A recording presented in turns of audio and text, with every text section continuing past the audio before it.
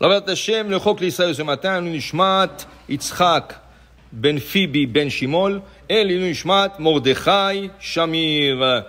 Gemara, Zevachim, 57a. Tanu Rabbanan, Minayin la Bechor, Shenechal, Ishne Amim, Velayla Echad. La Gemara discute ce matin à propos du sacrifice qui s'appelle Bechor. Bechor veut dire la vache ou le mouton, la brebis, qui donne naissance, le premier bébé, il est Bechor. Il est sacré. Cet animal est sacré. En quoi? On ne peut pas travailler avec. Si c'est un veau, il grandit, tu ne peux pas travailler avec le champ. Tu ne peux pas mettre une charge là-dessus. Tu n'as pas le droit de tondre la laine. Tout l'animal est sacré. Qu'est-ce qu'on fait avec? Sacrifice. Tu le sacrifies. Alors à qui tu donnes ça? Ken?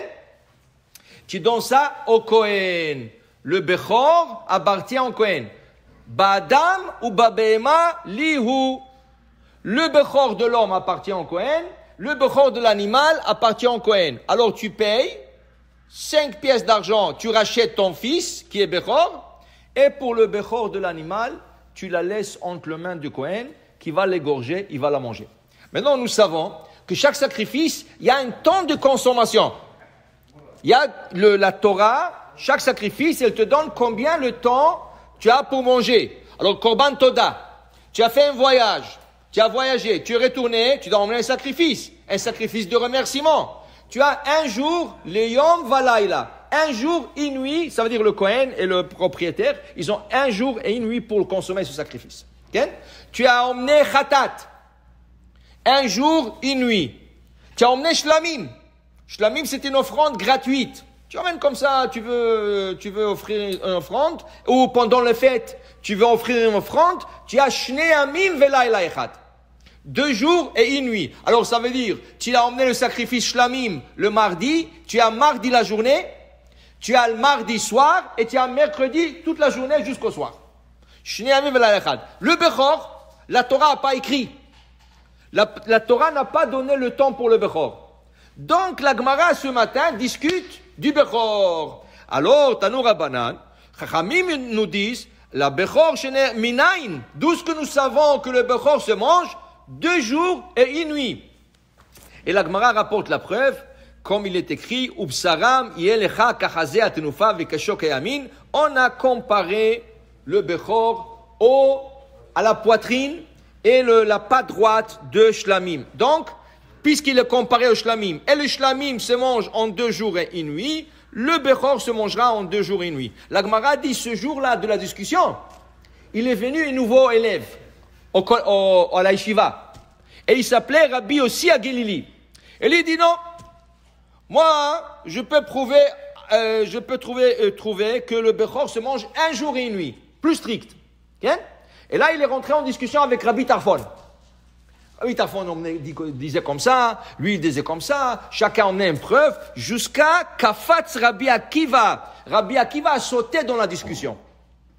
Et il a dit à Rabbi Tarfon, laisse-moi, moi je veux lui prouver que le Bechor, ça se mange 2 jours, c'est 1 jour, 2 jours et une nuit.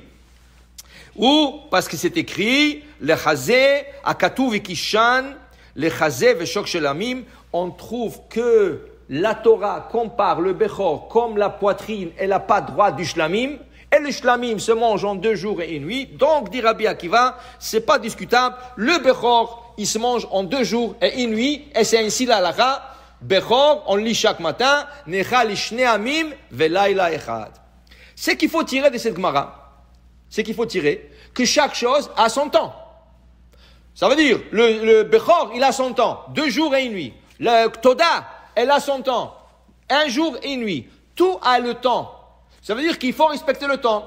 Mais comme nous savons, notre prière remplace les sacrifices. Nous avons pas de Toda, pas de Shlamim, pas de Bechor. On n'a pas tout ça. Donc, nos prières, Unshalema parim sefatenu. On doit respecter le temps. Et chaque chose, elle a son temps. Alors, on commence le matin. Le matin commence avec l'aube. Amoud HaShachar. Amoud HaShachar, tu commences à faire Shachrit. Mais une seconde. Tu ne peux pas encore poser le tfilim. Ça prend 12 minutes après Amoud HaShachar. 12 minutes après l'aube qu'on peut commencer à mettre le tfilim. Tu veux, après 12 minutes, mettre tes films, c'est bon. Tu ne peux pas faire encore la Hamida. La Hamida, le meilleur temps, c'est Netzachama, qui est 72 minutes après le Amuda Shachar. Okay? C'est vrai, si tu es pressé ou tu es mal pris, tout ça, tu peux prier avant. Mais si tu demandes, c'est quoi le temps juste pour faire la Hamida?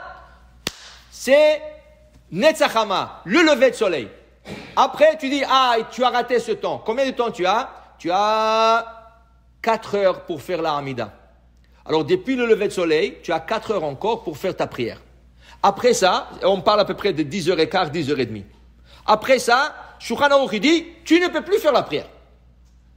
Tu ne peux plus faire la prière. Maintenant, dans des cas exceptionnels, le gars ne se sentit pas bien, il pouvait pas, sa femme a accouché, alors il était avec elle à l'hôpital, il vient de sortir de l'hôpital, et il a raté le 10h30, il est déjà 11h, 11h30, jusqu'à midi, tu peux faire shachrit exceptionnellement.